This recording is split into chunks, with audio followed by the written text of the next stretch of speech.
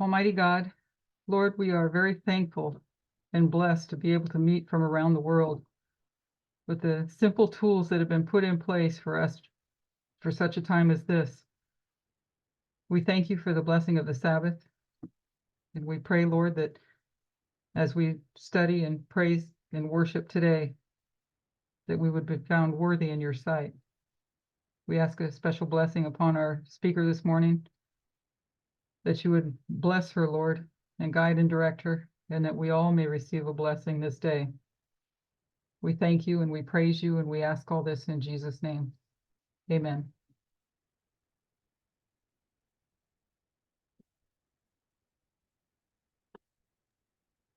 I spotlight you and you'll be on your own. Oh, I see that the vision is a little blurred.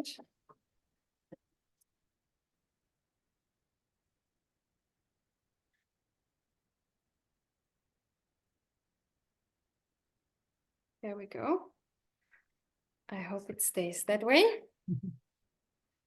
So happy Sabbath to all of you from my side. Oh, I see it's blurred again. That's not really working.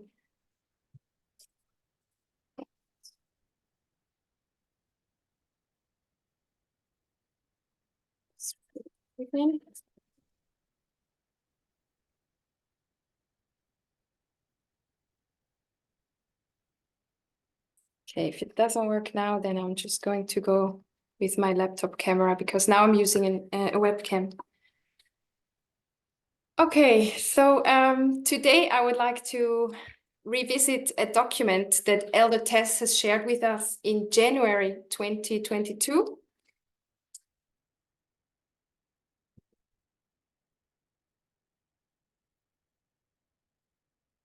Back then, we were looking on a dispensation, the dispensation from 2019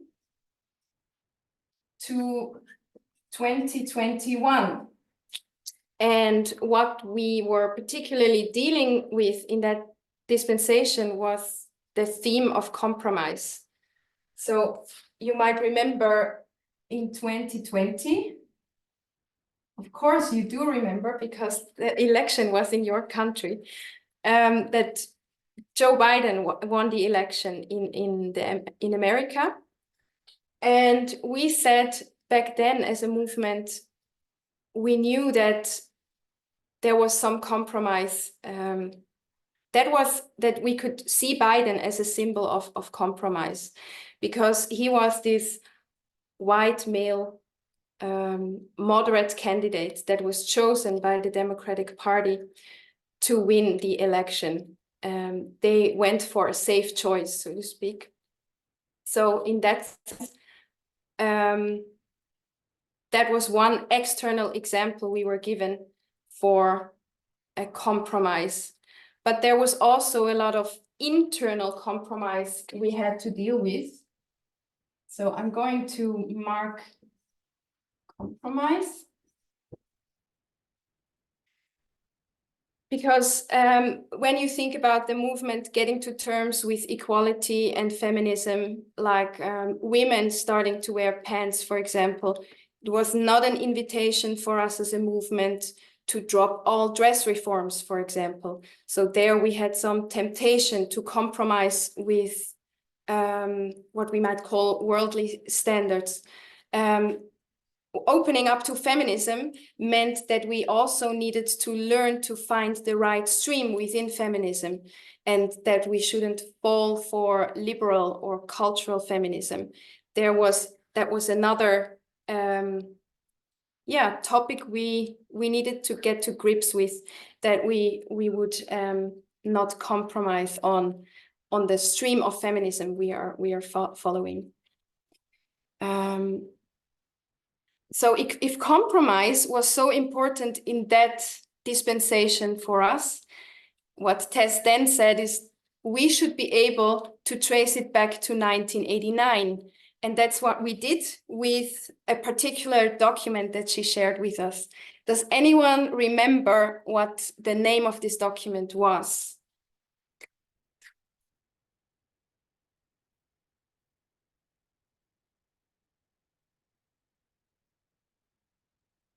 feel free to write it in the chat. Oh, I should probably open it.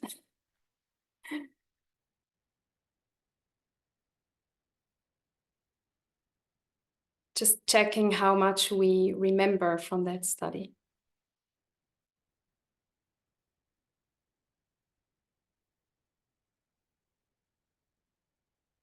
Okay. Can't see anyone typing. So that the document's name was The Politics of Evasion.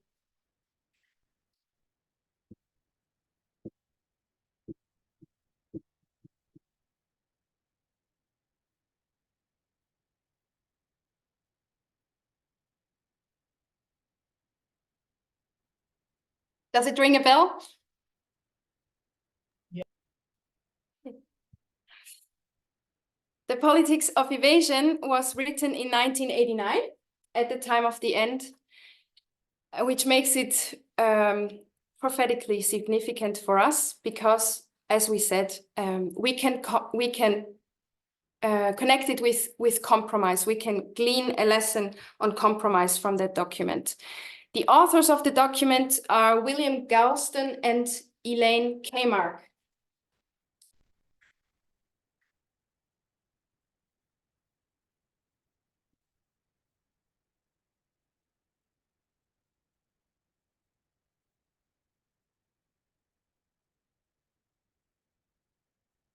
Don't know how familiar you are with these names, but they are both Democrats, or at least they're affiliated with the Democratic Party. They so they see themselves as part of them, of the Dems, and they themselves, they sat down to write a critique for their own party. And what they did is they criticized the Democratic Party because it has been losing elections to Republicans. So to give you some context of when this document was written, 1989, they just had lost, the Democrats had just lost the last election, 1988. Who was the president-elect?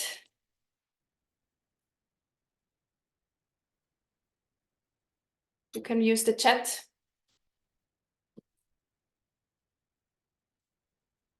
Bush Senior.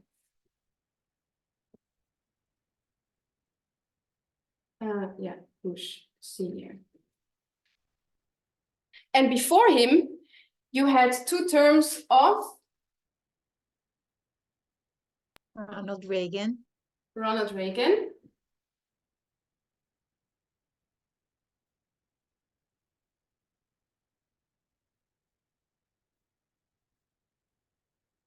And actually,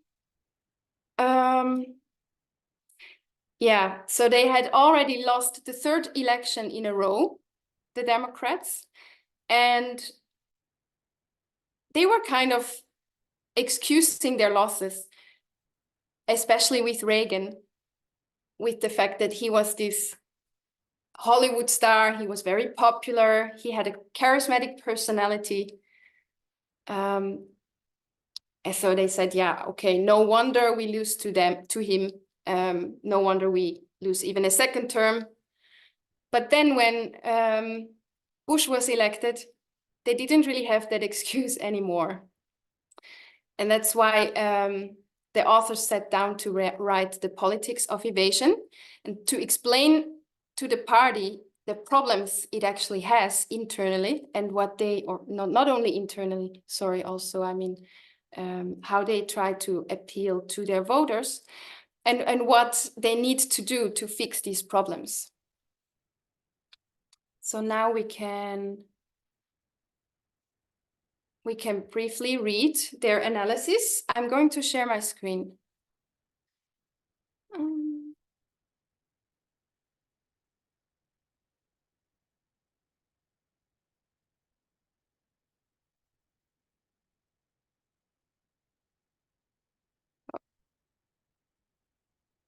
So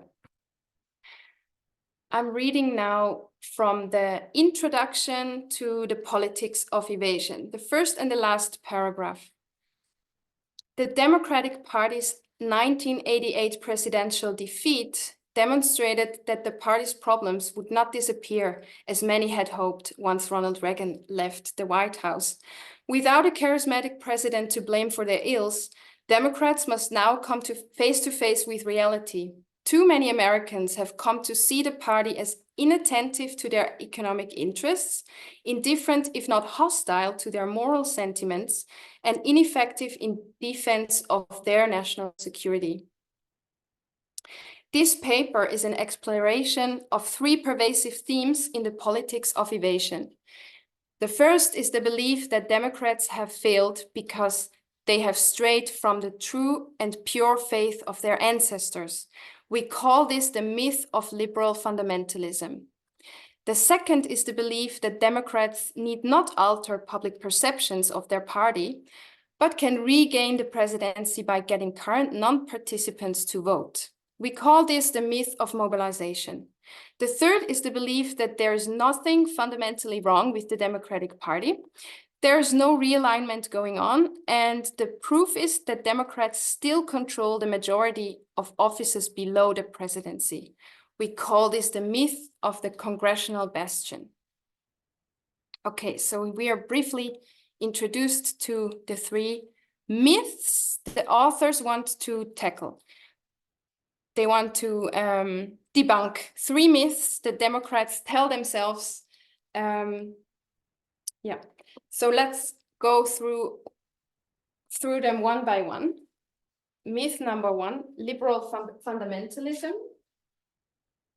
Actually, forgot to say here, when we look at the line, what made the situation so dire for them was that since 1945, since you had Franklin D. Roosevelt with the New Deal, and he had 2 terms in a row, but after him, there was never a Democrat again who won 2 terms up to the time of the end. So I forgot to add that. Let's go to the first myth. I'm gonna stop share again so you see the board. Okay, the myth of liberal fundamentalism goes something like this. We are a liberal party, we are progressive, and we want to be attractive for liberal voters. But the answer to this myth, so liberal fundamentalism.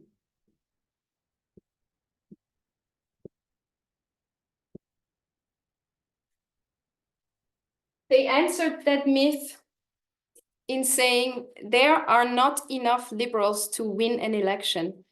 That the past has shown that there are numbers and statistics to back this up. There's just not enough liberal support from liberal voters. So by only focusing on liberals, you're not going to win elections. You have to become more moderate so that you can attract more of the moderate and conservative voters. So their answer is not enough liberals or liberals need to attract moderates. So again, the Democrats' myth is we need to go back to our old paths. We need to go liberal, and then we will be more successful. But that they debunk with, of course, they have numbers and statistics that they show us, but we cannot go into all the details for time. The myth of mobilization is the second one.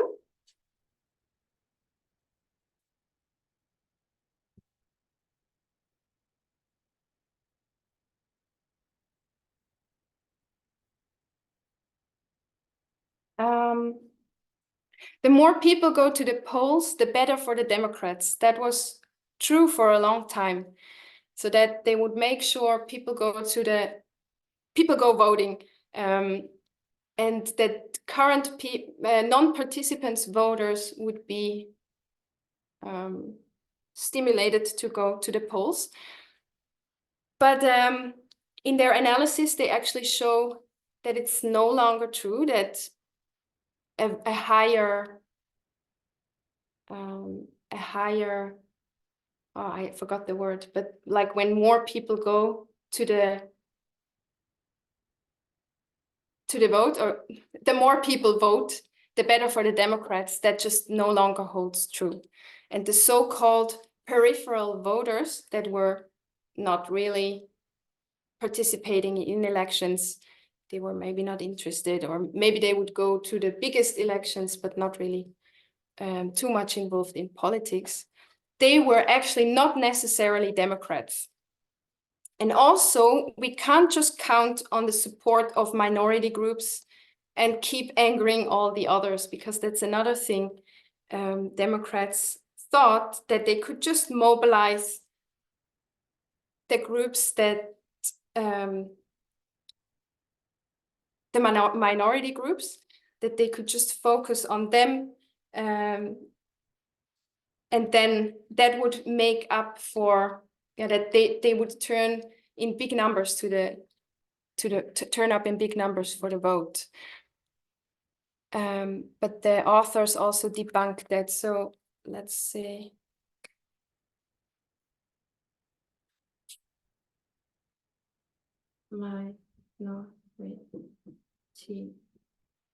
Groups.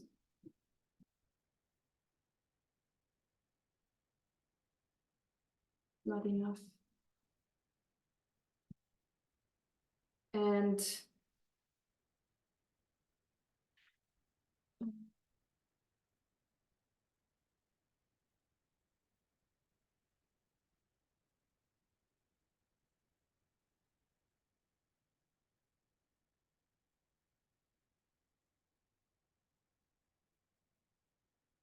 so minority groups alone, just to count on their support, is not enough. And the peripheral voters are not necessarily Democrat.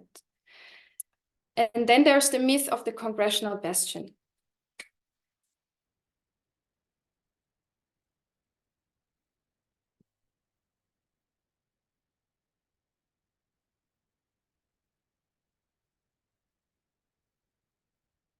Democrats telling themselves it's all not that bad. Even if we don't have the presidency, we still have a lot of power in the House and the Senate. We still have a majority there. But they answered that myth. It's dangerous to rely on the power in House and Senate.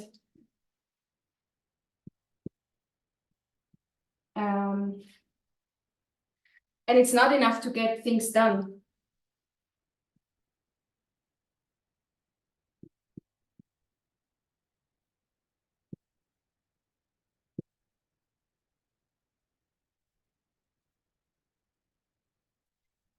So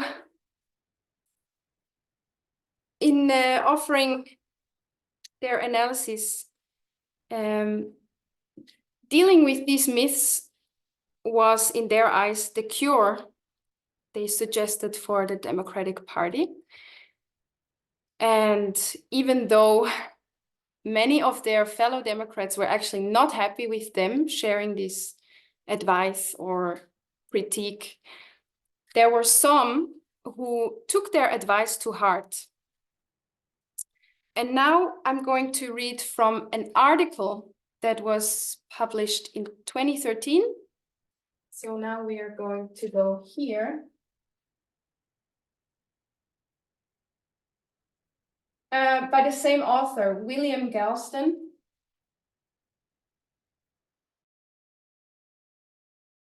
He now looks back to the time when they first wrote the document, and just looking back at how things turned out, what came true and where they maybe were wrong. Let's see what happened. I will share my screen again.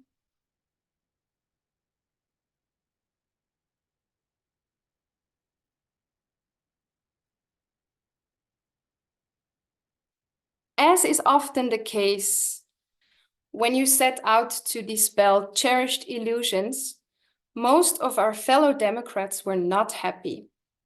For some years after, we were not very popular.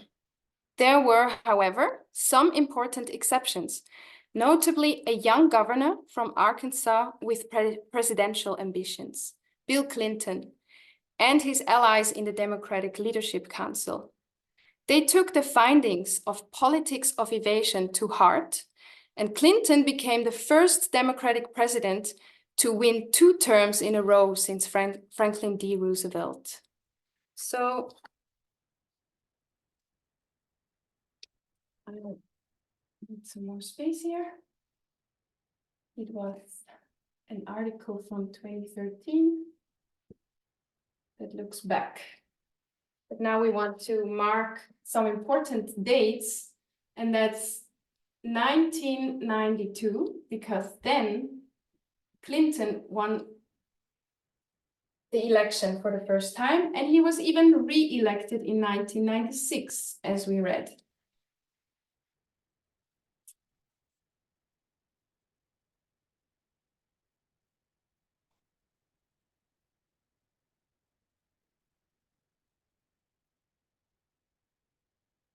So the authors were not very popular, but there were some. There was a small circle that took it to heart. Bill Clinton identified as a New Democrat, and it was a movement within the Democratic Party that started to form a more that followed a more centrist and a more moderate approach. And Clinton, he identified as a new Democrat. Now the question is, what did he do to win that second term? There were 2 things in particular that we already know about that he did in 1996. What did that look like? How did he convince enough moderate voters to vote for him? Does anyone have an idea? 1996. If you want, you can share it in the chat, or I don't know if you're allowed to open your mic. Compromise? Oh, I see someone. Doma. Very good. It was compromise. And that was one, Doma. And the second, it's a terribly long acronym. That was IRA.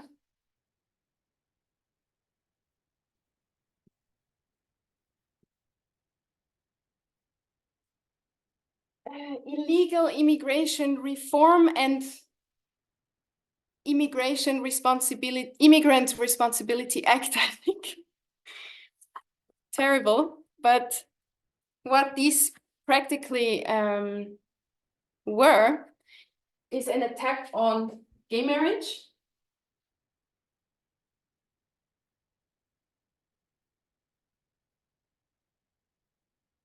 and an attack on immigration.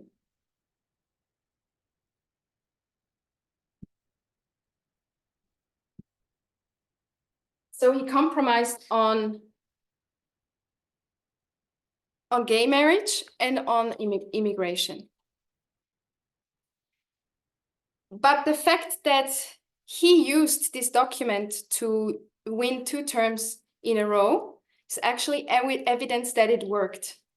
And the analysis of the authors was accurate. We are going to read another quote.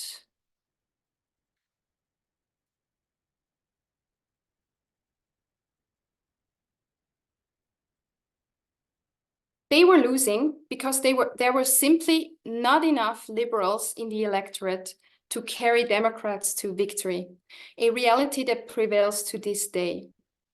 That's again from the 2013 article. To win, it would need to both hold on to liberals and attract a substantial majority of the moderate vote.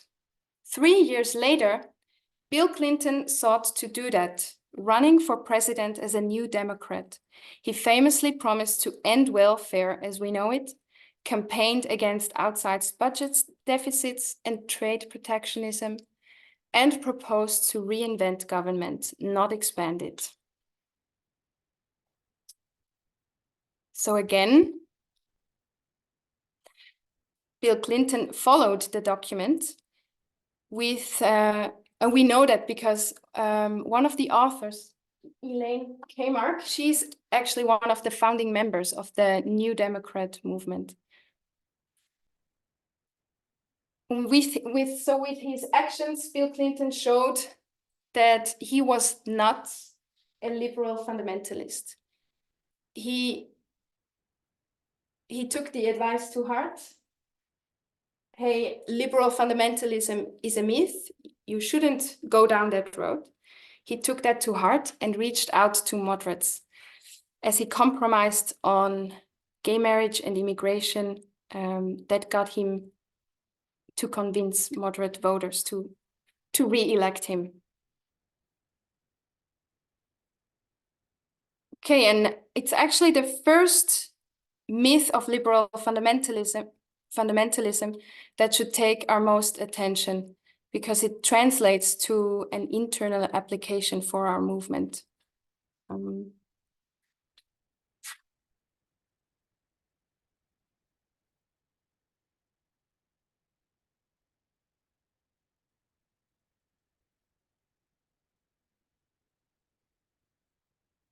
What they are pointing out when they talk about the myth of liberal fundamentalism is they're saying the party is trying to be too liberal fundamentalist. They see that the party hasn't addressed the needs of the middle class, white, working class, and non-college voters enough. And increasingly, the governing coalition was dominated by minority groups and white elites. That's what they observe, and they say that's not how you're going to win an election. Then they use an example to show in the documents Politics of Evasion of 1989, they use an example to show how Democrats lost touch with these voters, these middle class, white, working class, and non-college voters. And we're going to read another short quote. I think I still have it on. The second excuse used to avoid confronting the need for a comprehensive review of the policies of the Democratic Party is it's all race. According to this thesis, the major themes of the past 2 decades, which Republicans have exploited so effectively, are all products of and codes for racial divisions. Whatever the ostensible issue, crime, public safety, the death penalty, jobs, the real issue is race, because the Democratic Party has embraced the right but unpopular position on racial justice. It has paid a heavy price among voters who do not share this view. This here is crucial.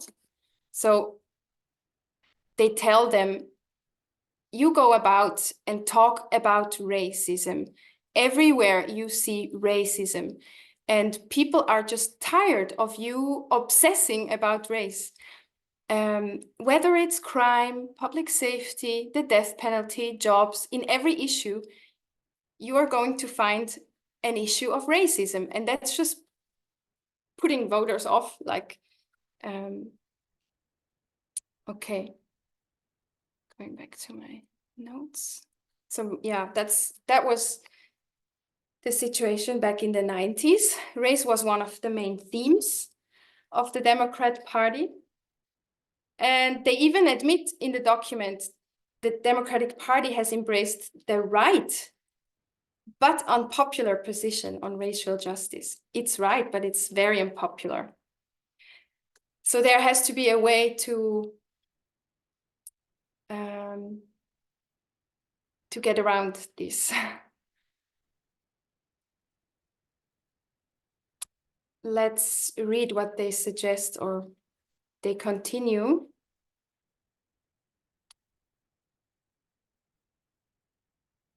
Again, in the Politics of Evasion, the document, nothing can be done about this, continues the argument. Repositioning is out of the question because it would come at the expense of the party's moral integrity. Democrats' duty then is to stand fast, bear witness, take their lumps, and hope that the American people will eventually agree with them. No one should doubt the continuing power of racial conflict in American politics. But it is one thing to say that race matters, and quite another to say that it dominates everything. That's yellow, because that's crucial.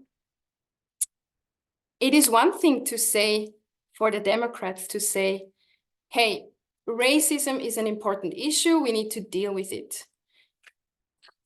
Oh, I need to charge my laptop, sorry.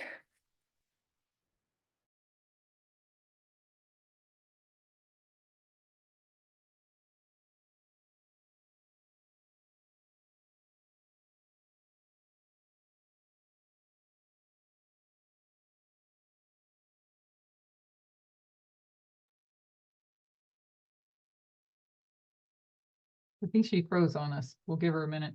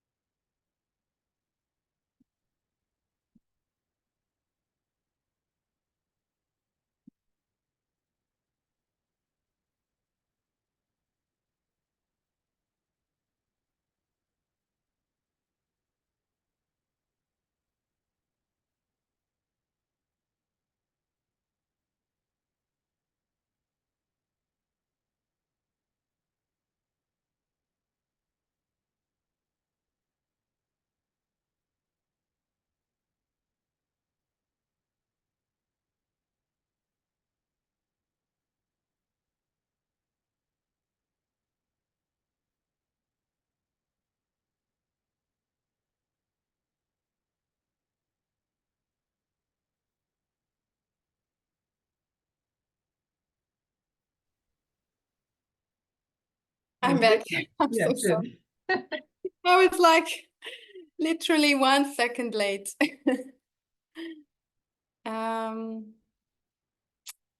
You're good. You're good. You're doing great. You're doing great. Okay, let me see. I need to reopen my notes and everything.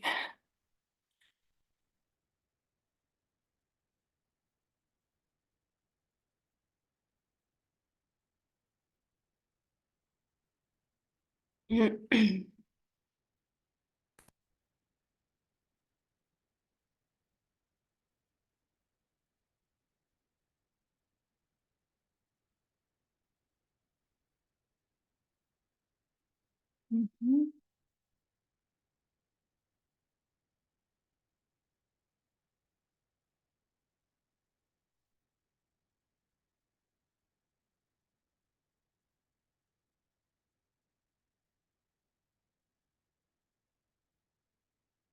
And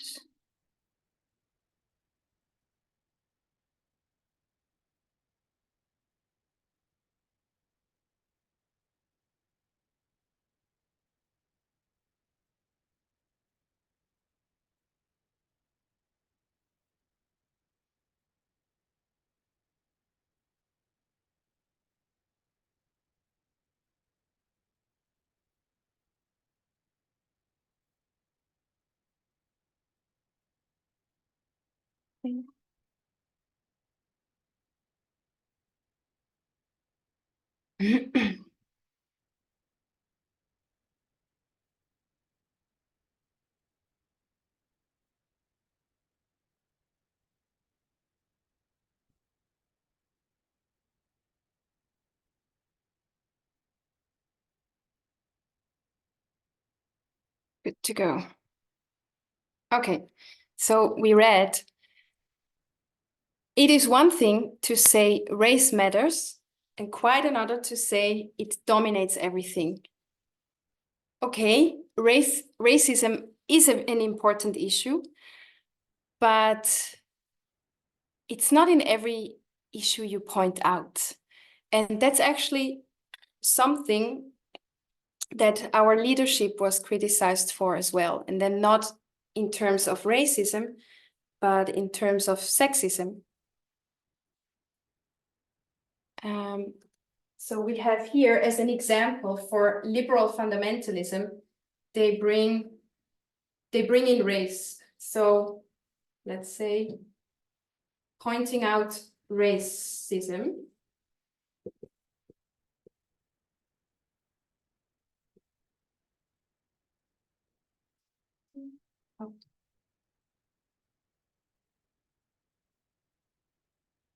And they say, you pay a heavy price because not everyone agrees with you on this issue.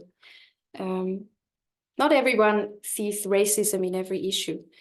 If you talk about tough on crime, where when the government starts being tough on crime, who is actually targeted? It's the African American community who was targeted disproportionately. So many people that went to jail in this with this approach were actually African Americans. If you look at the war on drugs, many people who were incarcerated because the government went after drug dealers, it's again the African American community who was targeted disproportionately. But then you have the other side who says, tough on crime, it's not an issue of race. War on drugs, where is the racism? We agree that race matters, but it's not in everything. And if you keep on holding fast to this issue and insisting on it, then what you do is you actually hand a victory to the Republicans. You just hand the country to the GOP. Do you want that? So that was a bit this criticizing voice that was heard in the Democratic Party. Then if you apply that internally, leadership has taken steps or it's not even, we as a movement, we've come to terms with radical feminism.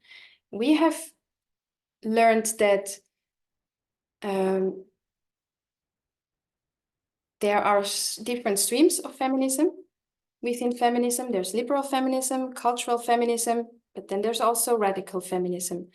And if you're a liberal feminist, we will not see you as a feminist. Liberal feminism is still sexist. The beauty industry is full of sexism. All the beauty standards are sexist. The dowry system is gender slavery. And there are many problems with members of the movement interacting with female leadership that are problematic, where there is sexism. Then we also talked about homophobia and that the root of homophobia is sexism. So we have been getting to the roots of sexism. We see sexism in a lot of problems, in a lot of issues.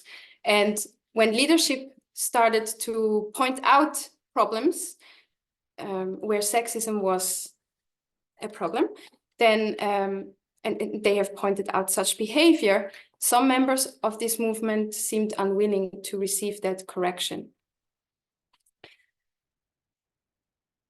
And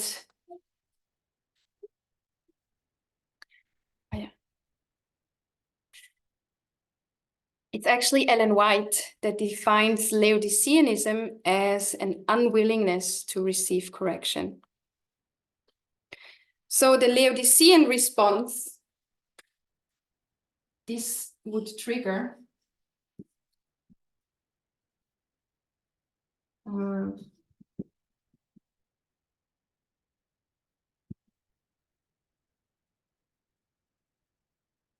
now it's not triggered by people who point out racism, but pointing out sexism.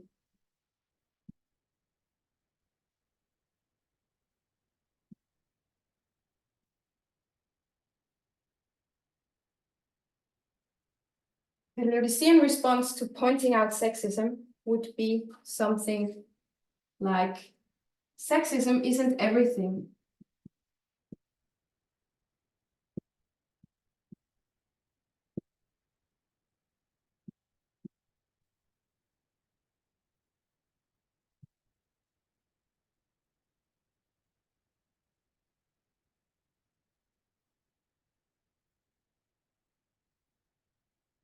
It's not a problem in our ministry.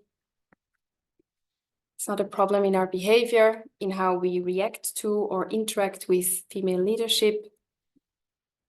Many people felt,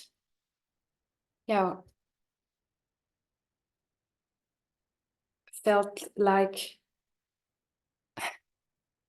our leaders were just influenced, or that was just their personal opinion,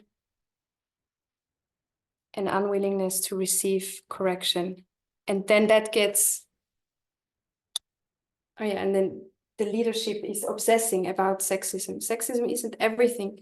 That gets wrapped into grace, love, and tolerance, and the worry about the Levites and the world. So you have arguments of, my battery is low again.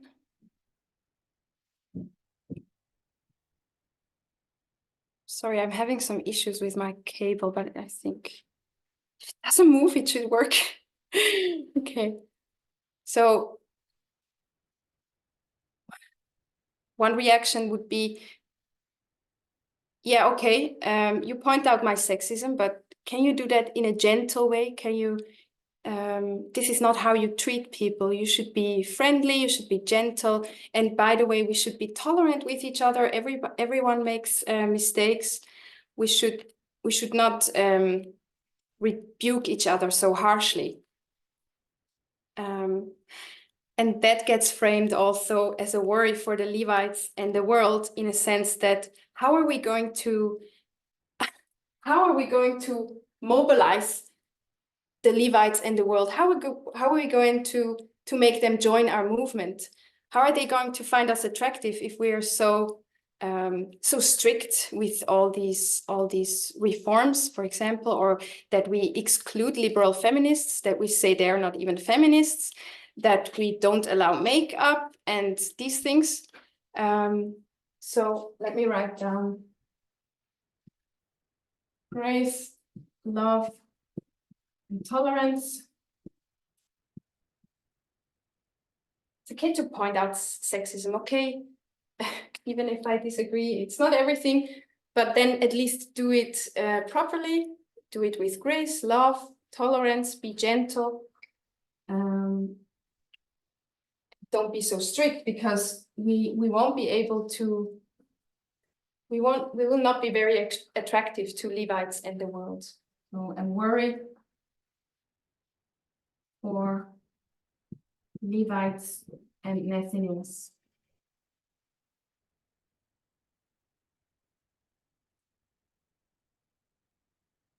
That's a summary of the Laodicean response. That is basically the compromise that we marked here in this dispensation, and that we now tracked back to 1989 in the politics of evasion.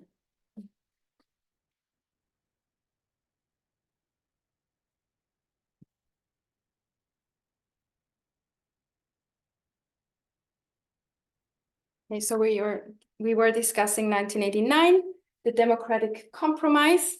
We saw the party got advice from two of their members.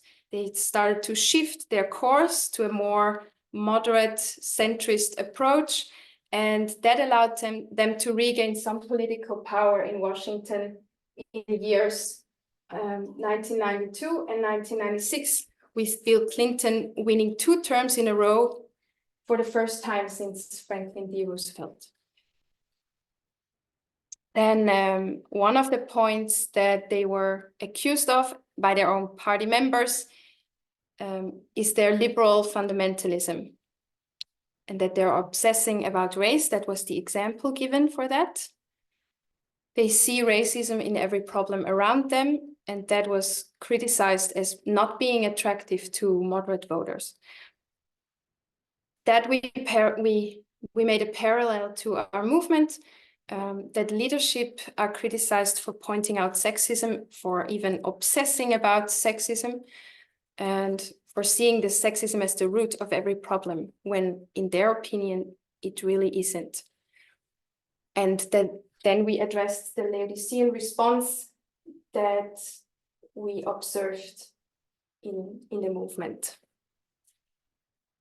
in this time of dispensation of compromise. We also saw that, or I haven't gone to the quote, but it's Ellen White. She says that the Laodicean condition is an unwillingness to receive correction and see it as the love of God, because they talk about grace, love, and tolerance when they actually ignore the message of love God sends them in form of a reproof. Okay. So now, what I've found during my research is that the same authors came up with a new document in February 2022. So I think about 3 weeks after Hess presented this study to us,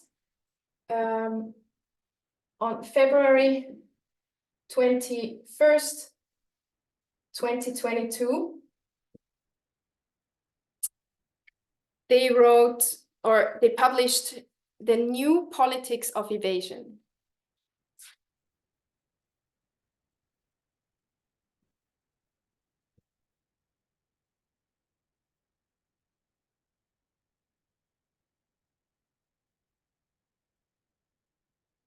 The New Politics of Evasion, How Ignoring Swing Voters Could Reopen the Door for Donald Trump and Threaten American Democracy. That's the title of their new document.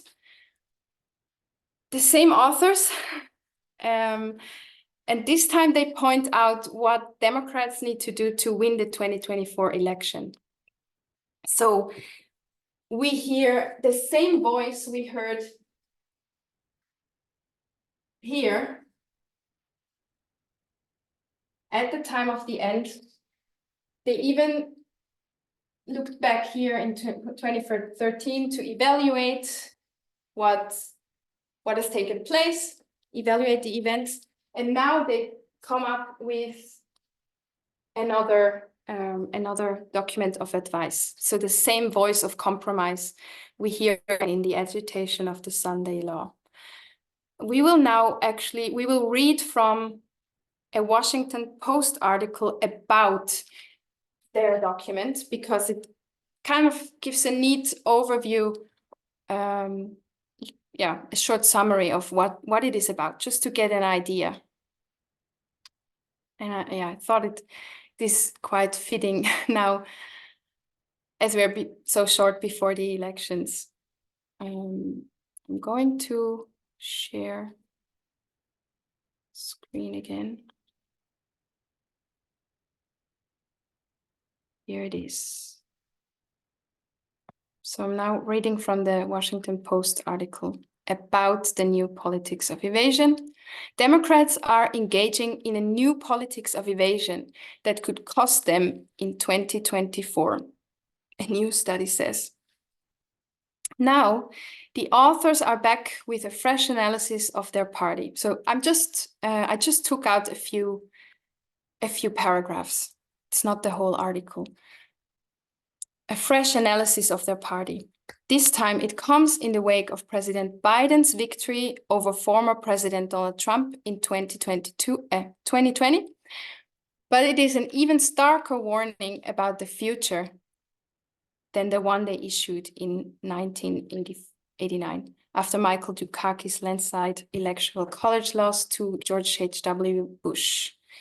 A Democratic loss in the 2024 presidential election may well have catastrophic consequences for the country, they write, arguing that the Trump-led Republican Party presents the most serious threat to democracy, to American democracy in modern times. The Democrats' first duty, they argue, should be to protect democracy by winning in 2024. Everything else should be subordinated to that objective. So that's already quite clear. Their analysis is a centrist critique of a party that they fear has moved too far to the left and in the process increasingly has lost touch with swing voters who will have the power to decide elections. So what they are saying is the party swing voters have become more important than ever because 5 of the 6 past elections, they were decided by 5 percentage points or even less. So you have this super, this extreme polarization, Republicans and Democrats, and only a few swing voters in between. And it's more important than ever to convince them. And of course, they are not part of the democratic base. So you need to find a strategy to win them. In the document, they also go into the numbers. They look at how many counties did Joe Biden win and how many counties did Trump win. And they really count the votes that made a difference.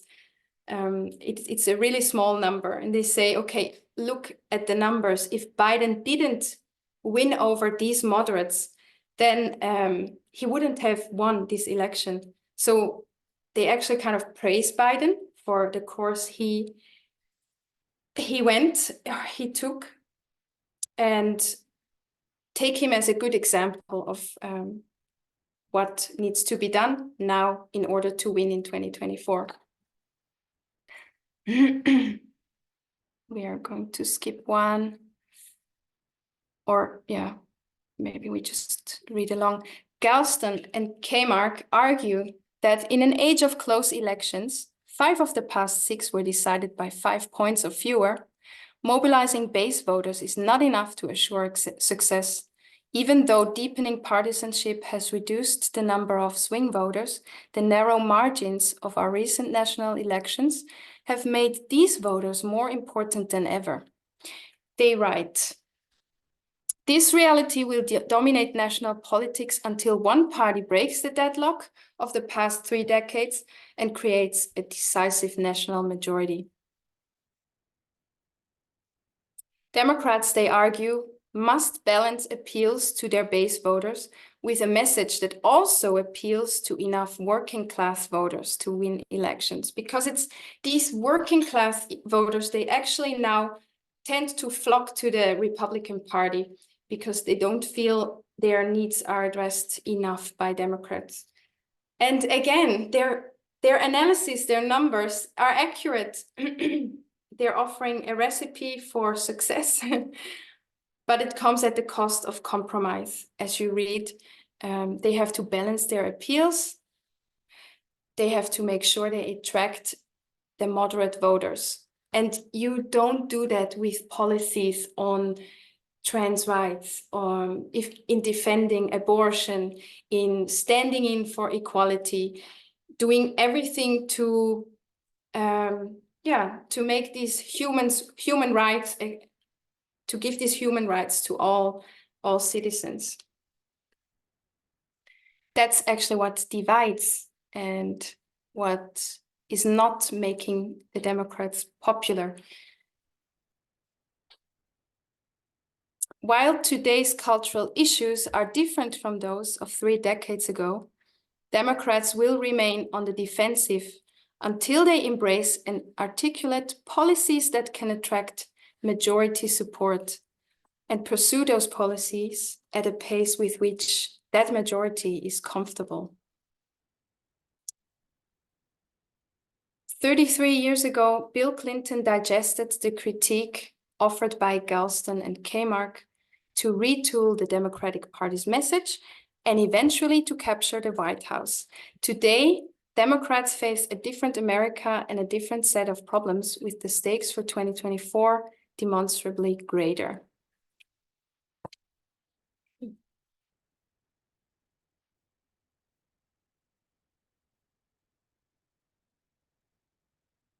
So again, yeah, democracy is at stake, is what they say.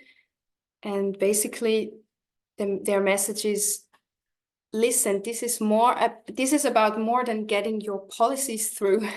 This is about more than sticking to your favorite issues and push them through. And it's just at all cost wanting to push these. You either put all your sensitive topics aside to attract enough moderates for a victory, or you stay stubborn and hand the country over to a dictator, and then he will mess up our democracy. And policies that can attract a majority support, let's be honest, this is not going to be anything super progressive. So yeah, we can expect more compromise. Even if Biden is going to be elected,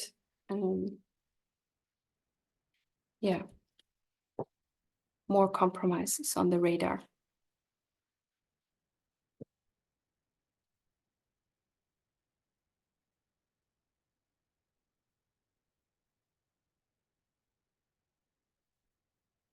To close, I want to look at a line. I will just make some space on the board.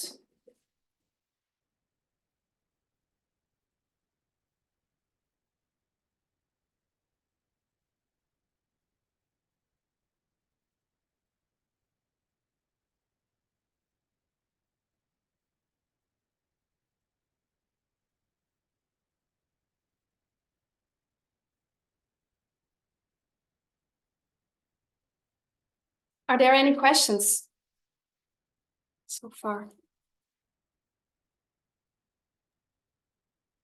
Great presentation. I didn't realize that there was a new article, so I'm so glad you shared this with us on the politics of evasion. Yeah, that's great. I can also share it. I can send you the document, but it's easy to find. You just type in the new politics of evasion, and it's there from the Progressive Policy Institute. It's the same institute. The 1989 document was also published by the Progressive Policy Institute. Great, thank you. Janice, this was so timely, a study, and it's just a lot of really important things to think about with what's going on, It's just, it's not comforting. No, not at all. No, it's not, but thank you so much. Wow, this was great. I thought you would like it because it's about American politics, but it was also, I was kind of nervous to present this because you are the experts when it comes to this. We've been discussing this the whole time, and it's just, we're all distressed. I mean, it's just, it's only months away. Yeah. Chaos is going on, wars, and it's making it complicated, and Joe Biden is at its low. I mean, nobody, his polls are so low. Exactly. So scary, when you think about it. Yeah. It said in the document, in the new document also, it said exactly the people he managed to win, they're now walking away from him. They're actually not so enthusiastic about him anymore. And if he doesn't manage to adopt strategies to win them back, then it looks very dire. So yeah, And that dire is not just for America, it's for the whole world. it's for the whole world. Yeah. Yeah. Thank you so much. But I'm actually not finished yet. Oh, Let's okay. Oh, yes, do great. one more thing. No, it's okay because I asked if anyone has questions so far. So yeah, there's just one more thing I'd like to add to round this off, and that's if we look at the alpha history. Oh, that's the omega. If we look at the alpha history of our line of the modern Israel. The alpha of modern Israel is the Millerite history. And we know that Millerite history was a line of failure. A line of failure.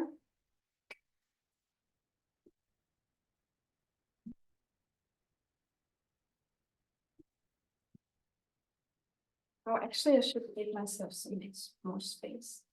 Should.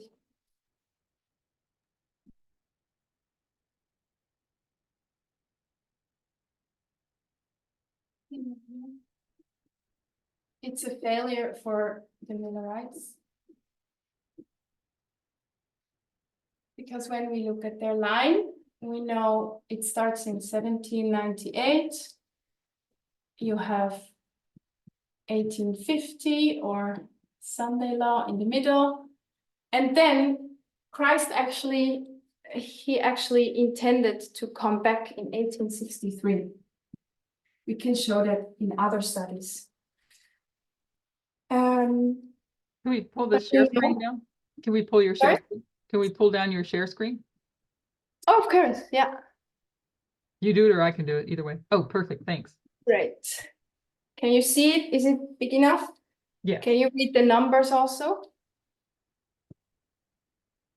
Yes. Yeah. Okay. So we know the Millerites went into, because Ellen White extensively writes about the Laodicean condition somewhere after the 1850s. So they go into Laodicea, which means their movement didn't succeed. It was a history of failure. And Christ did not come back in 1863. No second advent.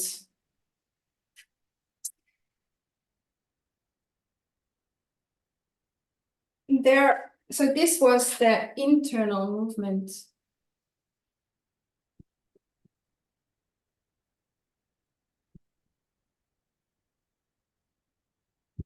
But there is also an external movement.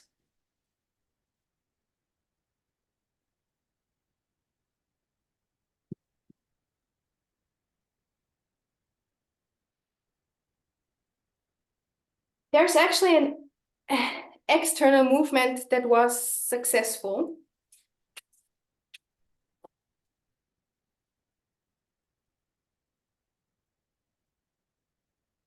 Who was successful in the Millerite time?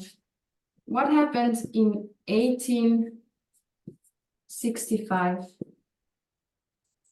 Who had success?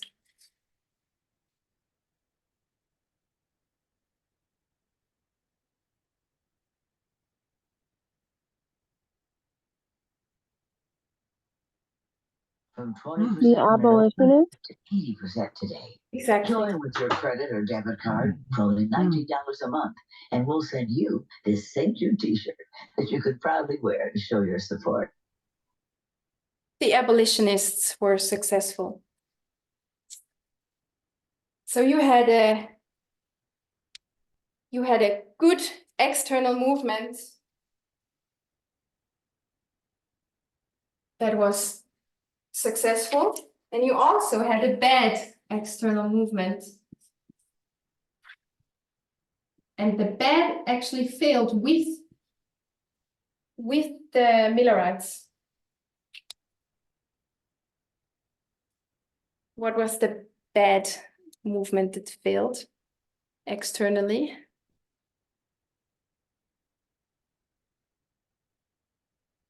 Is it the National Reform Movement? That is in the second history of failure. The Confederates? Yeah, I would call this the pro-slavery movement.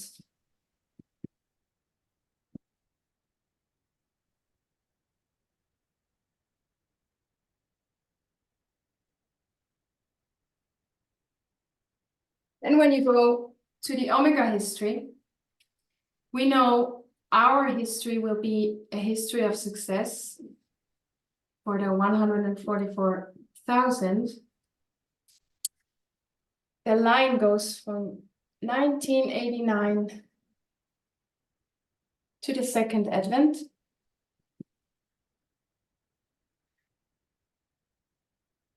And we have also in the middle Sunday law.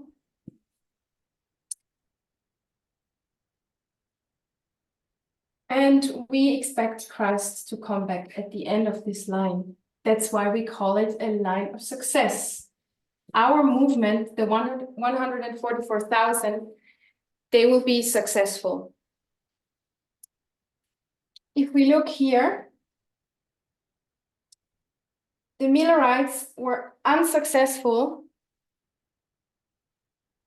and the bad external movement was unsuccessful as well. We are going to be successful. That means the bad movement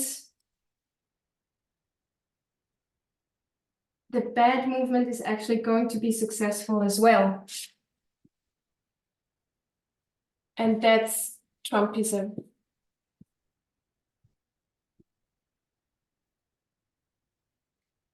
And what's the only party or the only movement that is currently in a position to oppose them, to fight them? I would just call them the Democrats. But they're, unfortunately, we know that the external movement, the external good movement, is not going to succeed.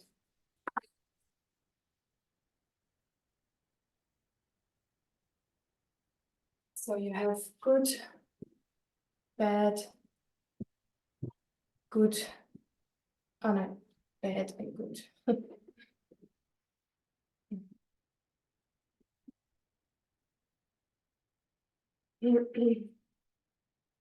So much about this. So maybe what we can glean from that is that, yeah, the Democrats, they are the only hope. They are the only ones in a position at the moment to oppose Trumpism. Biden would be, the document is right that Biden is the only person standing between Trump and the Oval Office at the moment. But when we look at the strategy they offer, we see a lot of compromise.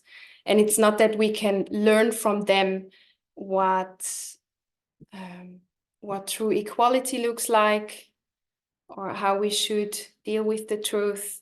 It's more that we can learn lessons on these compromises for ourselves, that we should not we should not copy them in these things.